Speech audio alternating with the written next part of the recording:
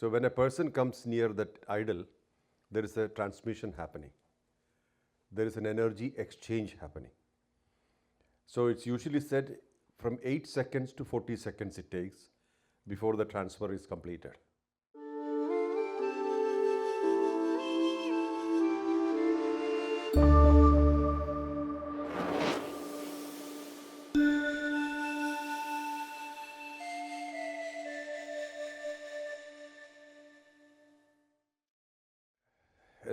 A particular statue, a form, becomes an idol when energy is induced into it. So usually in all the temples of the world, please understand, the Hindu temples are not just places of worship. They are places of rejuvenation and transformation. How does that happen? The idols are installed in a particular way, in a particular format, size, shape, all those things, and energy is induced into it through a ritual, and it's kept enhanced through aratis and pujas and stuff. So when a person comes near that idol, there is a transmission happening. There is an energy exchange happening. So it's usually said from 8 seconds to 40 seconds it takes before the transfer is completed. So it activates, it rejuvenates you. That's why these temples are maintained in such a way where it's transformative for people. First and foremost, the senses. How do you connect to the world? Using your senses. Eyes, visual effect. Ears, sound effect, which is mantras. Why we decorate the idol, etc.? To give the visual effect. When you connect to something which is grand and which represents the actual stature also, you have a great experience through eyes. Then through ears, the mantras, the chants. And also you get something to eat, right?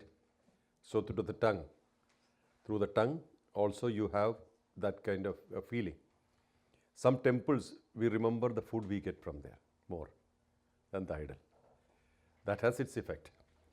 Then the smell, the incense sticks and the things which are lit, it gives a fragrance and it gives a smell.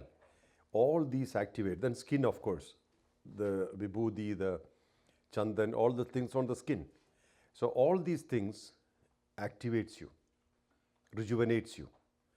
Then when you prostrate, your head and heart are in the same line. What happens when you prostrate? Nullification of ego. Ego is reduced. When ego is reduced, what happens? You have emptiness. Ego occupies a lot of space. When ego is reduced, emptiness happens. When emptiness happens, energy is filled into you more. When people are headstrong and egoistic, they disconnect from the world outside. First of all, ego is an illusion. You know, we are all perishable beings, here only for some time. Between birth and death, we have certain existence. We call it life. So when we surrender, that's what happens. Ego is nullified. Then energy fills in. We are taken over by the higher energy. So what happens to you? Your karma gets diluted. Ego holds the karma while surrender nullifies it or reduces it. Then we offer something to masters, a master or God or deity. What do we offer normally? What you have in abundance.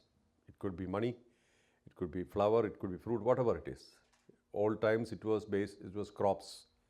People used to farm and they give a part of it to temple.